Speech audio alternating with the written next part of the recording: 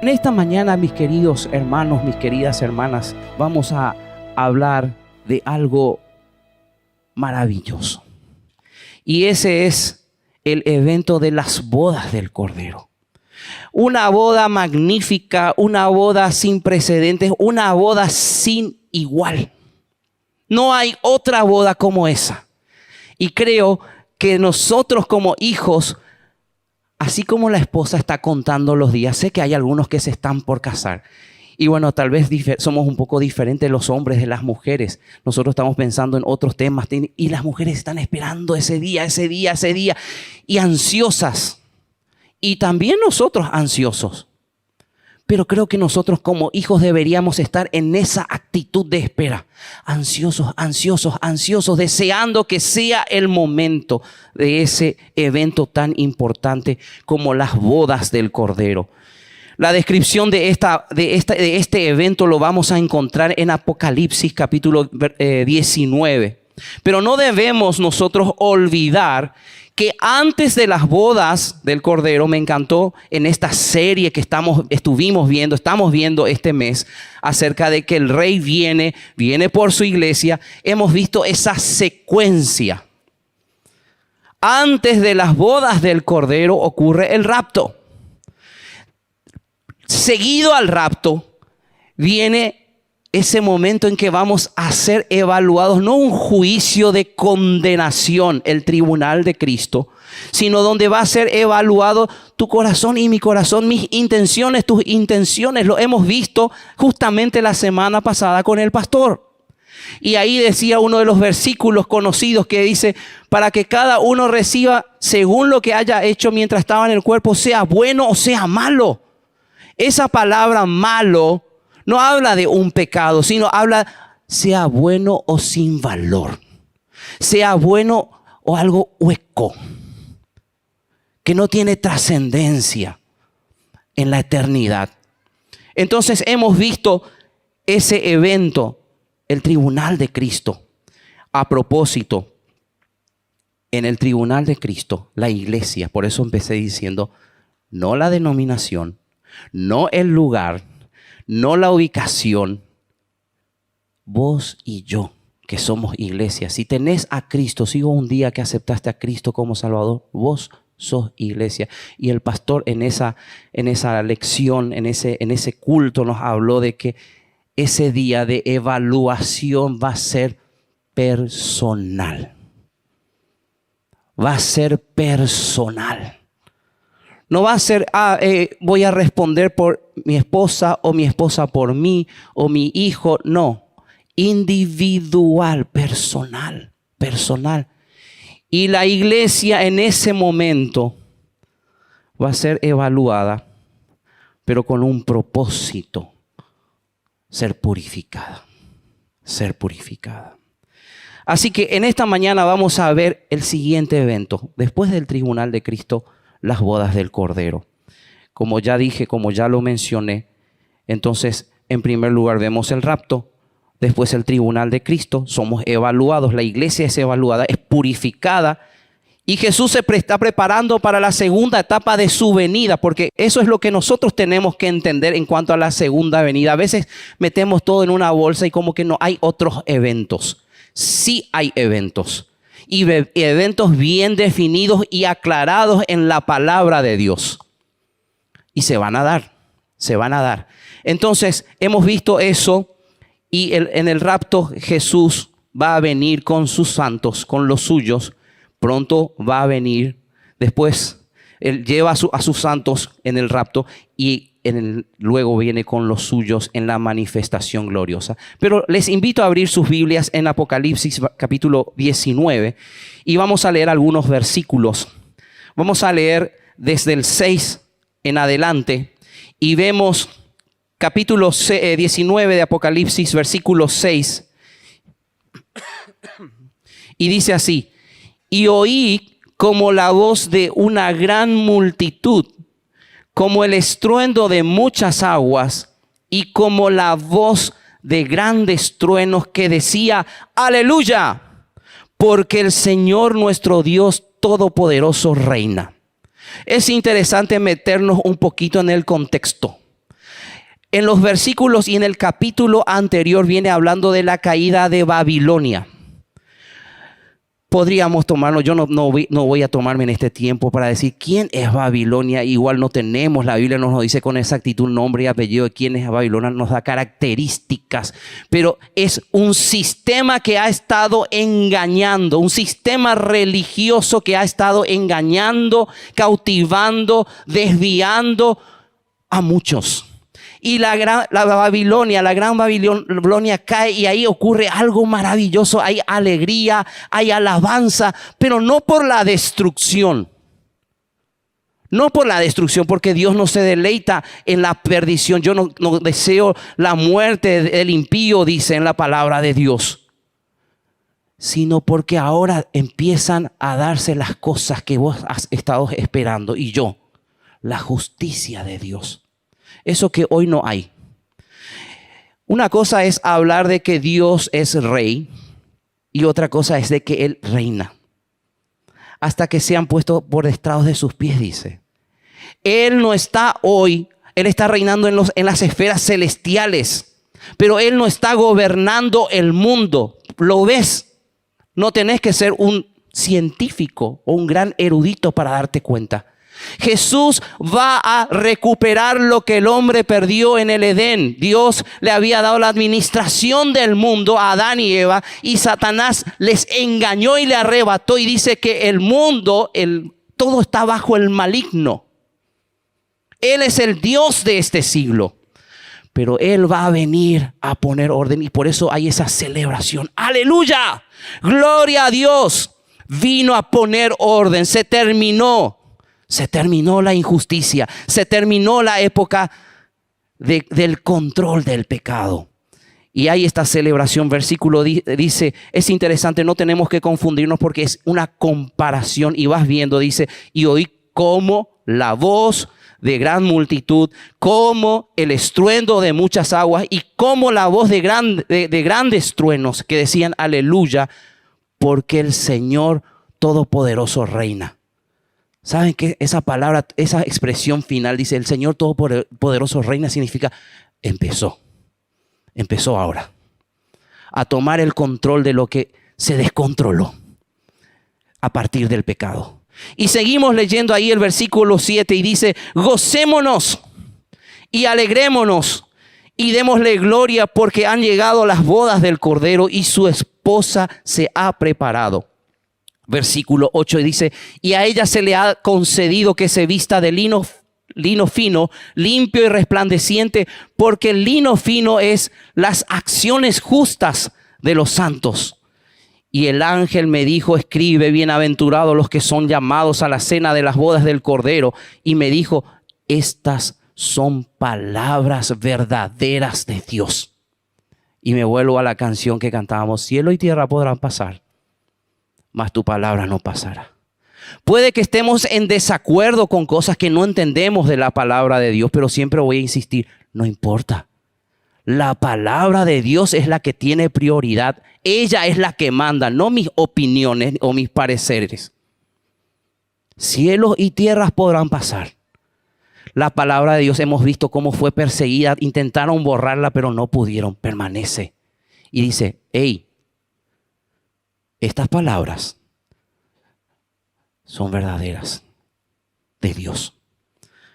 Oramos. Señor, venimos a ti con un corazón agradecido, Señor. No merecíamos nada. Como dice tu palabra, aún siendo pecadores, Cristo murió por nosotros. Gracias por amarnos. Gracias por darnos vida. Y en esta mañana te pedimos que tú nos hables. En el nombre de Jesús. Amén. Y estudiando acerca de las bodas del Cordero, en primer lugar en esta mañana quiero que veamos el tiempo de las bodas. Y vemos ahí una vez más en nuestro pasaje de Apocalipsis capítulo 19, el versículo 7 dice, gocémonos y alegrémonos. Ahí hay dos expresiones maravillosas. Esa de gozarse es estar alegres. Pero esa expresión de alegrémonos es saltar de gozo. No te podés contener. saltar de gozo, alegrémonos y démosles gloria, porque han llegado las bodas del Cordero y su esposa se ha preparado. La expresión, ¿sabías que esa expresión que dice ha llegado las bodas del Cordero? ¿Sabes qué? Es como lo tendríamos que traducir literalmente. Al fin llegó ese momento tan esperado. Ojalá sea así en tu corazón. Ojalá sea así en vos. Llegó el momento tan deseado. Al fin llegó. Las bodas, como ya dijimos, suceden después del rapto, después del tribunal de Cristo y antes de la segunda venida. Estas bodas siguen van después de esos eventos. Ahora, ¿por qué nosotros llegamos a esa conclusión? Observemos lo que dice el versículo 8 ahí de Apocalipsis. Dice, y a ella se le ha concedido que se vista de lino fino, limpio y resplandeciente, porque el lino fino es las acciones justas de los santos. Y este evento ocurre en un lugar que no podríamos decirlo geográficamente, ningún científico podríamos decirlo así, pero sí bíblicamente podemos decir que es el cielo.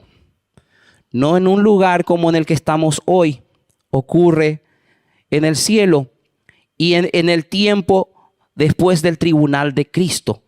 Es ese momento que ya no voy a detenerme mucho en esto, porque la semana pasada hemos estudiado acerca de este evento, el tribunal de Cristo, donde nosotros vamos a ser probados, evaluados, como ya dije en forma personal, en forma profunda y justa. A fondo vamos a ser evaluados. Y se menciona en la palabra de Dios de que hay obras y se comparan dos grupos de obras. Algunas son materiales preciosos, resistentes, y otros son heno, madera y hojarasca. Dice que al ser probados, esos materiales resistentes, en vez de destruirse, van a ser purificados y mejorados. Sabemos que es así. Pero el heno, la madera y la hojarasca se van a quedar, y solo tal vez van a quedar cenizas. Entonces, luego de ese evento del tribunal de Cristo ocurren las bodas del Cordero. Como lo vemos, que la esposa está vestida con las acciones justas de los santos. Con esto nosotros vemos que queda completado lo que vamos a leer en Efesios capítulo 5. Versículos 25 al 27, Pablo, desafiando a los maridos, les va a decir: maridos, amad a vuestras mujeres así como Cristo amó a la iglesia y se entregó a sí mismo por ella, para santificarla, habiéndola purificado en el lavamiento del agua por la palabra, a fin de presentársela a sí mismo una iglesia gloriosa, que no tuviese mancha ni arruga ni cosa semejante, sino que fuese santa y sin mancha. Luego del tribunal de Cristo, la iglesia, vos y yo, de ser evaluados en forma individual por la gracia de Dios, vamos a estar limpios para poder entrar a ese lugar hermoso y participar de las bodas. El tiempo de las bodas. El tiempo de las bodas, entonces, es como ya lo había mencionado, después del rapto, después del tribunal de Cristo, en donde la iglesia va a ser purificada y presentada sin mancha, gloriosa. Pero en segundo lugar, vamos a ver el lugar de las bodas. Y ya lo habíamos mencionado, tiene que ser el cielo, porque estamos en ese lugar especial, celestial, donde somos evaluados, donde cada uno dice recibirá, como ya mencionábamos, según haya hecho mientras estaba en el cuerpo, y habla de este momento que estamos viviendo. Y dice, sea bueno o sea malo, sea bueno o sea sin valor, sea bueno o sea sin sentido, sea bueno o sea hueco. Va a ser en algún lugar especial que tiene Dios en los cielos, No debemos nosotros olvidar en el capítulo 21, versículo 17 de Apocalipsis, 27 de Apocalipsis, hablando de ese lugar celestial que después desciende sobre un cielo nuevo y sobre una tierra nueva, dice: no entrarán en ella ninguna cosa inmunda o que hace abominación y mentira, sino solamente los que están inscritos en el libro de la vida del Cordero. Solamente ellos. Solamente los hijos van a tener acceso a ese lugar después de la purificación, por la obra maravillosa de Cristo, no por la nuestra. Apocalipsis capítulo 19, versículo 8, ya leímos y dice: y a ella se le ha concedido que se vista de lino fino, limpio y resplandeciente, porque dice, el lino fino es las acciones justas de los santos. Un lugar celestial, un lugar especial, un momento en que la iglesia está purificada y fue presentada al esposo, a su Señor, a Jesucristo, sin mancha, gloriosa. Tampoco podemos pasar por alto en Apocalipsis capítulo 19. Si vos seguís leyendo el capítulo 19, vas a encontrar, vienen las bodas del Cordero y después hay un evento en el que ahí sí está la segunda venida de Jesús. Y viene a la tierra para poner las cosas en orden. Y en el versículo 14 dice, versículo 14 dice: y los ejércitos celestiales vestidos de lino finísimo, blanco y limpio le seguían en caballos blancos. Hay un grupo que viene siguiendo al Rey de Reyes, al Señor de Señores, pero no venimos con Él para luchar porque nosotros no vamos a poder hacer nada. Es Jesús quien derrota y quien hace la obra. Nosotros le acompañamos y dice: vestiduras finas, limpias, resplandecientes. Justo estaba hablando con mi hijo en estos días y es muy curioso y me dice: papá, ¿qué es esa figura de vestiduras limpias y resplandecientes? Porque hablábamos de los ángeles. Y le dije: mira el sol. No puedo. Me va a quemar. Bueno, eso es. ¡Wow! ¡Qué bárbaro! ¿Y cómo no emocionarte cuando pensás en la realidad, en la verdad de que sos salvo por gracia?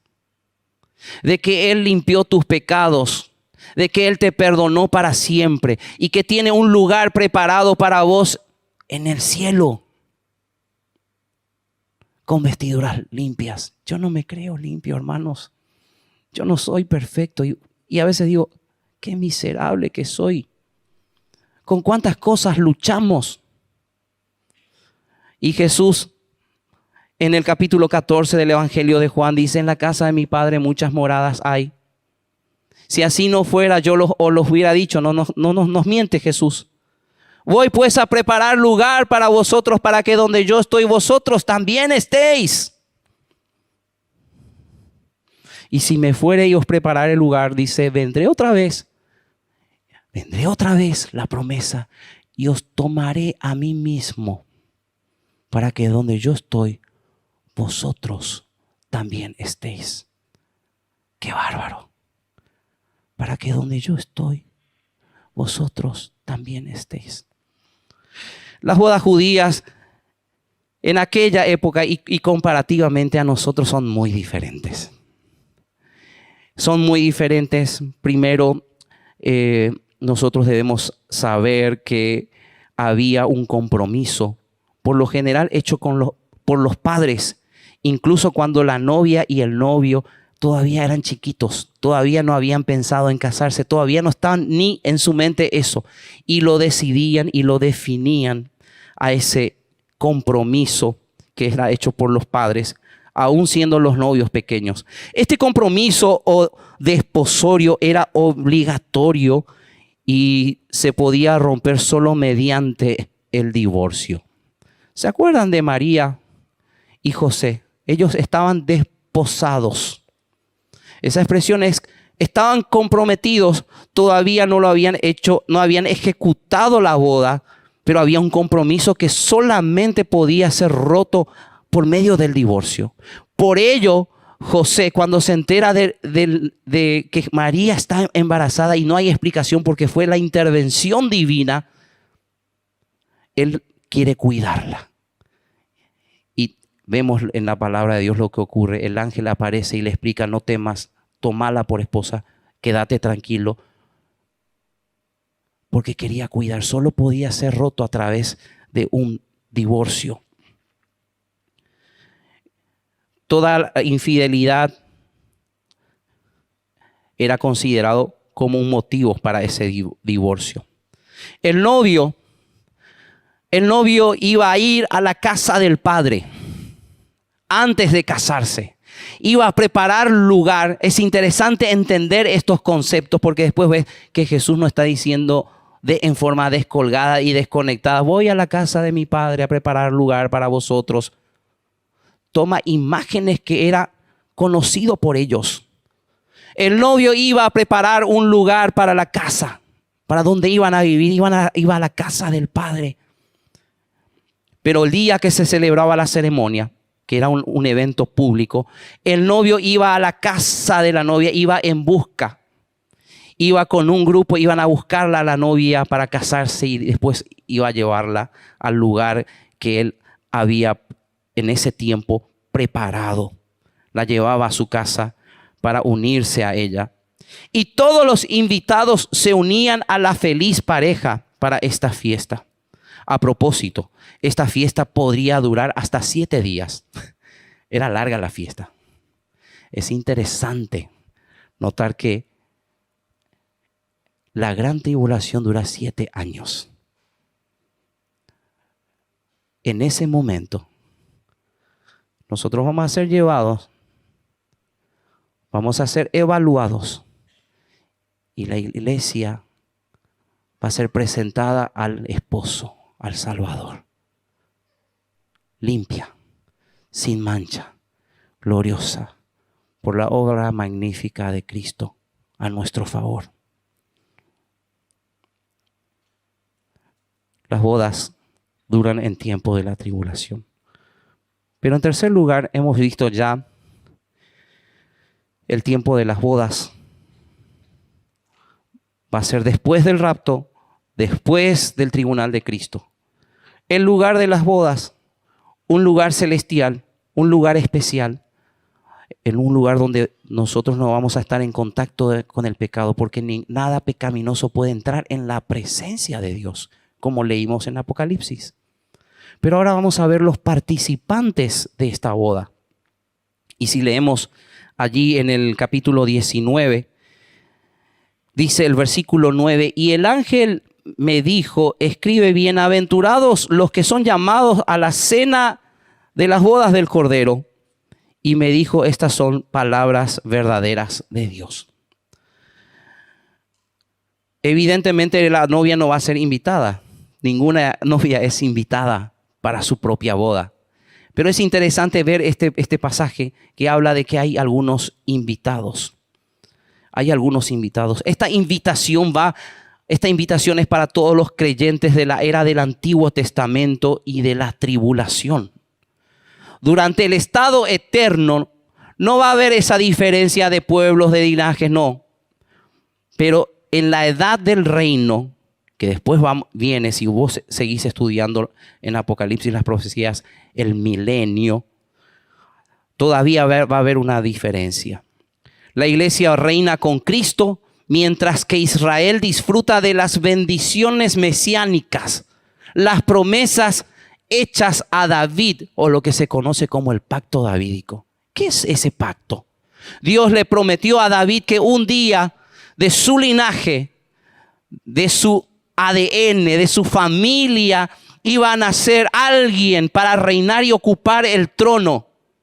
Y es una promesa que Dios va a cumplir. Y ese rey iba a ser como ningún rey de Israel fue antes. Perfecto, puro, santo. Y reinar como ningún rey lo hizo. Y Dios va a cumplir su promesa con su pueblo Israel. pacto de Dios con David. Ese rey es Jesucristo. Y lo va a hacer. Y lo va a hacer.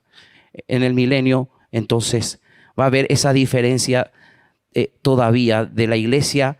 Y decía un comentarista, La Cueva, y decía lo siguiente, es una manera didáctica de guardar.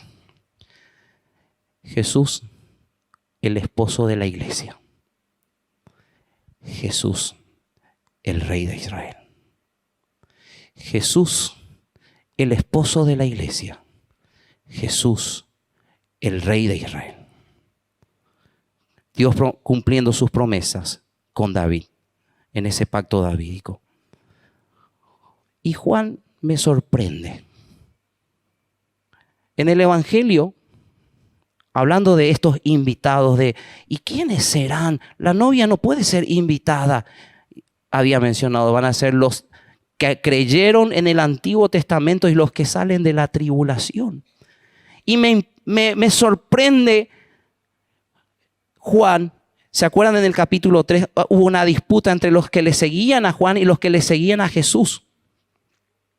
A propósito, mi versículo favorito está en ese capítulo. El 3:30 que dice, es necesario que Él crezca, pero que yo mengüe. Decía Juan. Y mira lo que le va a responder Juan a sus seguidores. Dice, el que tiene la esposa es el esposo. Mas el amigo del esposo que está a su lado y le oye, se goza grandemente de la voz del esposo. Así pues, mi gozo está cumplido. Juan la tenía re clara. Y como dije, en el reino eterno no va a haber distinción, pero Dios ha hecho y tiene un trato. Algunos dicen, esta es la era de la gracia. Yo digo más bien de la iglesia, porque gracia siempre tuvo que haber para que alguien sea salvo. Nadie es salvo por obras. Y él dijo, yo soy el amigo. Y estoy feliz. Estoy contento. El esposo tiene a la esposa. Los invitados. Y ya terminando en esta mañana. Dios ha desafiado profundamente mi propio corazón. Como hemos visto, las bodas del Cordero es un evento que va a suceder después del rapto y después del tribunal de Cristo, después de que seamos evaluados y la iglesia sea purificada. Jesús enseñando acerca de las señales del fin, en Marcos capítulo 12, 32 dice, pero de aquel día y de la hora nadie sabe, ni aun los ángeles que están en el cielo, ni el Hijo, sino el Padre. Jesús fue claro y dijo, nadie sabe cuándo va a ser, porque le preguntaron, explícanos, ¿cómo va a ser el fin? ¿Cuándo va a ser el fin? Y Jesús responde esto. Pero también Él mismo va a enseñar en Lucas capítulo 21,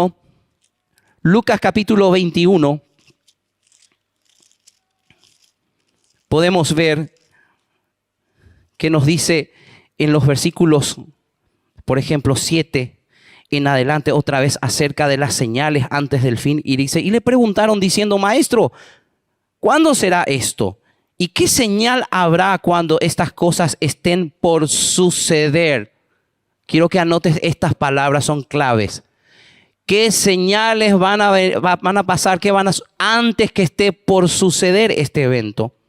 Él entonces dijo, mirad que no seáis engañados, porque vendrán muchos en mi nombre diciendo yo soy el Cristo y el tiempo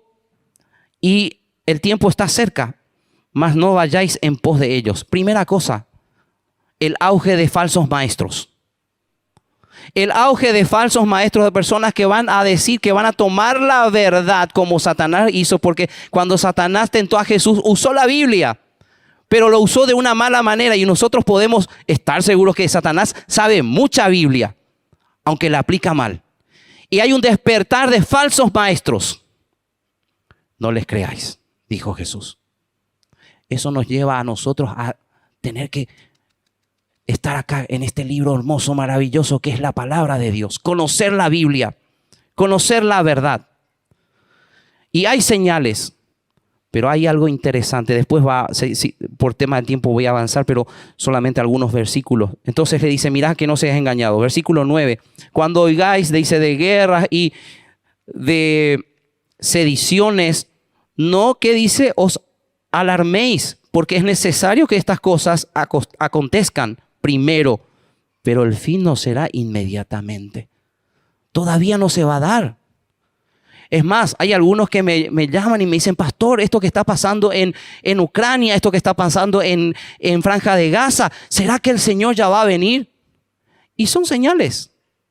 Son señales que nosotros no podemos pasar por alto. Ayer hablaba con los adolescentes desafiándoles en una lección de que a veces hay un sistema que nos quiere hacer creer que Satanás no existe. Y decía yo esta frase, nosotros no podemos como hijos de Dios andar nuestra vida cristiana desconociendo verdades y creando nuestras propias verdades. Ese fue el problema de Adán y Eva en el huerto del Edén cuando fueron engañados. A partir de que pecaron, las reglas de Dios con el hombre cambiaron y el hombre le dijo a Satanás, ustedes van a conocer el bien y el mal. Claro, conocieron el bien y el mal, pero a su manera, no a la manera de Dios. Y van a ver, hay señales. No, me voy avanzando, perdón por el tiempo, pero hay señales antes de la segunda venida. Pero aquí es donde me quiero detener. Para el rapto no hay señal. Por eso dice que como ladrón en la noche, a propósito, en estos días hablaba con alguien y estábamos hablando de ese versículo. Y algunos llegaron a pensar de que iba a ser de noche. Pero el texto dice clara, ¿cómo? Una comparación, sin aviso. El ladrón no te toca la puerta. Voy a venir mañana, pasado mañana, espérame a las... No. Cuando menos lo esperas. Como ladrón en la noche. Así que puede ser, acá mientras estoy hablando, y de repente, Él nos viene a buscar. Pueden pasar días, pueden pasar meses, no lo sé. Pero va a ser en forma inminente y en un momento menos esperado. Por eso nosotros tenemos que vivir como si fuese hoy el último día aquí en la tierra. Es interesante que los cristianos, y vos decís, y justo hablábamos con este hermano, desde aquella época ellos esperaban al Salvador. Y decían, son momentos difíciles. Y sí, porque vino persecución. Los judíos cristianos fueron expulsados, por eso se le escribe a los expatriados. Y fueron perseguidos y los asesinaban. Y decían, el Señor ya va a venir. Pero hoy tenemos claridad de la palabra de Dios, más información y eventos contundentes. En aquella época, el pueblo de Israel no había regresado a su tierra. Hoy podés decir, bueno, no regresaron todos, pero es nación Israel. Y es el reloj de las profecías. Y se van dando cosas y vos decís, estamos más cerca. Estamos más cerca. Mira lo que dice 2 de Timoteo. En el capítulo 4.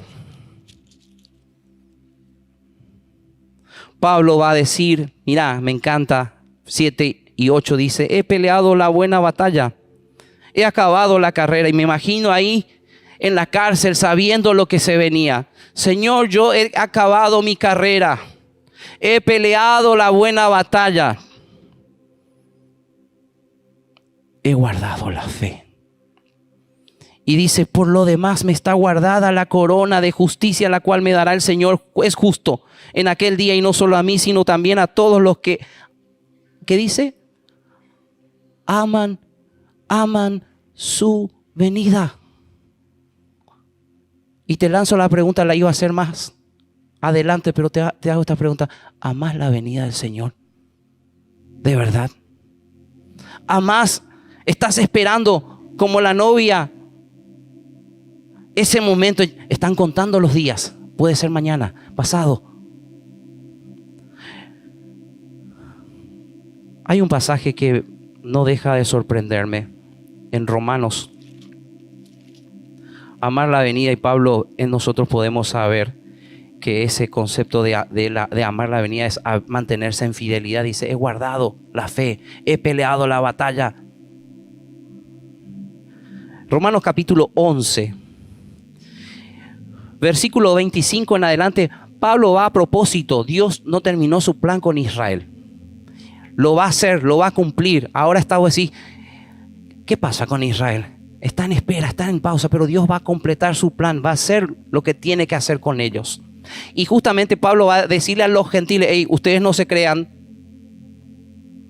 no porque Israel tropezó y ahora se abrió la gracia para ustedes, ustedes tienen que discriminarlos, porque Él va a cumplir, el Señor va a cumplir su plan con su pueblo. Él cumple sus promesas. Y mira lo que dice, porque no quiero, hermanos, que ignoréis este misterio, para que no seáis arrogantes en cuanto a vosotros mismos, que lo que ha acontecido a Israel, endurecimiento en parte, hasta que haya entrado la plenitud de los gentiles.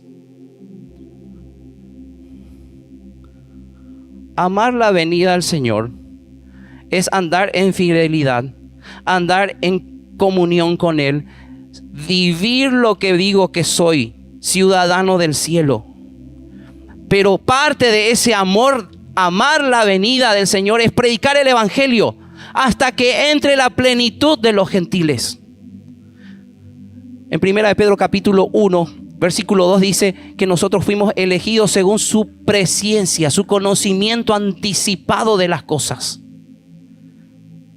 Y nosotros podríamos ir hasta que entre la plenitud de los gentiles. Todos los gentiles, todos los judíos van a ser salvos. Yo creo que no. Van a ser salvos aquellos que responden al llamado de Dios. Y Dios lo sabe porque Él es omnisciente. Pero ¿sabes qué? Hay algunos que dicen, no hace falta predicar porque de todos modos van a ser salvos si son llamados. Pero sigue estando ir y predicar el evangelio.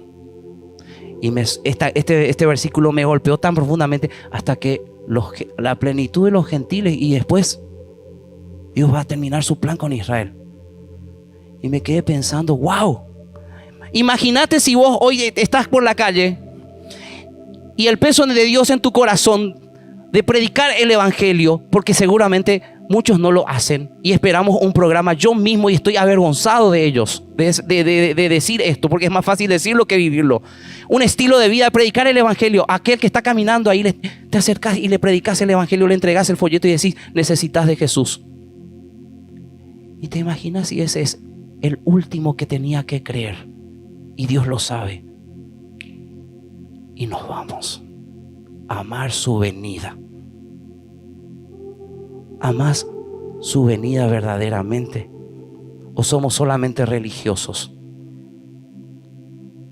Solamente religiosos. ¿Sos consciente de que en cualquier momento podés encontrarte con el Señor? Cara a cara. ¿Cómo van a estar tus vestiduras?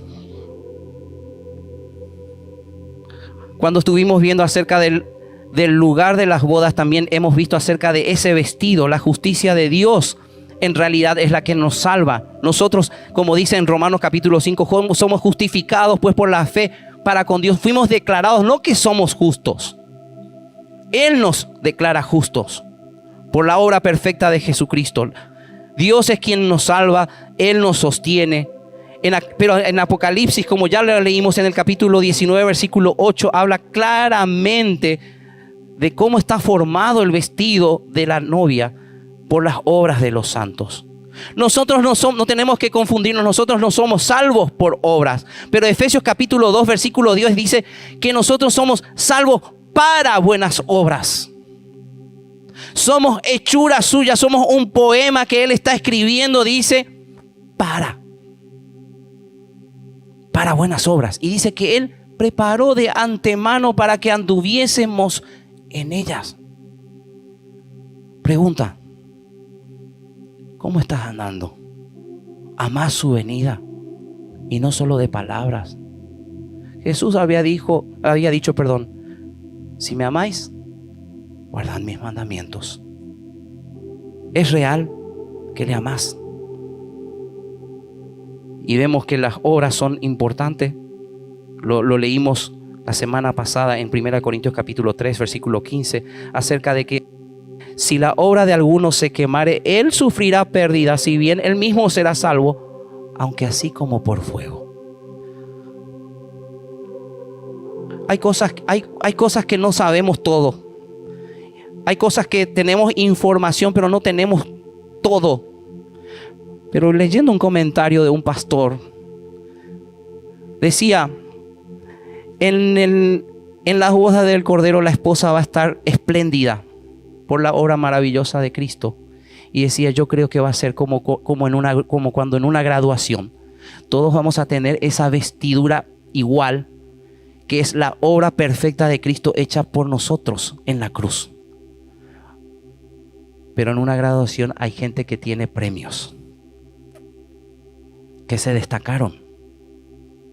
Y no estamos hablando de salvación por obra, sino de personas que, como vimos la semana pasada, recibirán coronas.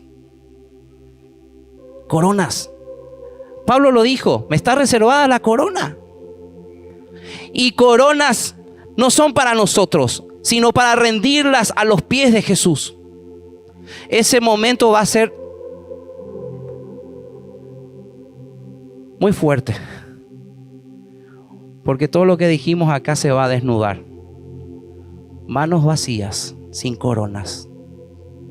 Es ese versículo que dice, si bien va a ser salvo, va a sufrir pérdida, pero va a ser salvo como por fuego. Y hay un versículo que Juan, en la carta de Primera de Juan, en el capítulo 2, dice en el versículo 28, y ahora, hijitos, permaneced en Él. Permaneced en Él. No estamos hablando de pérdida de salvación como esta mañana compartía con los de adoración. Juan 15. Permanecéis en mí. Yo soy la vid, vosotros el pámpano. Si permanecéis en mí.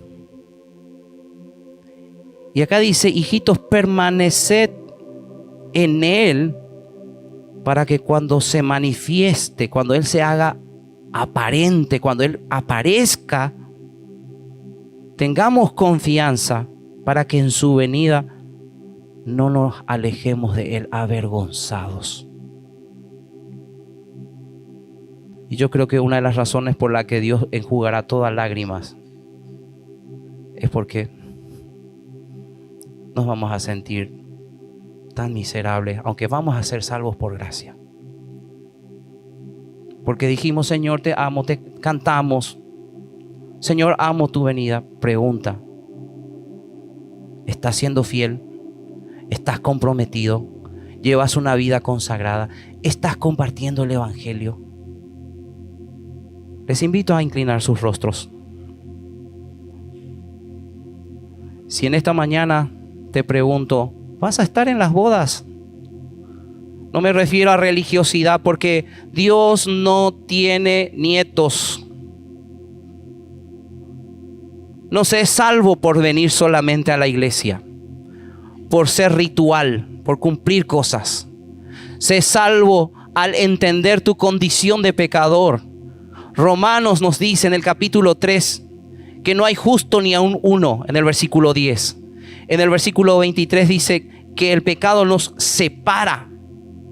Todos pecaron y están destituidos de la gloria de Dios.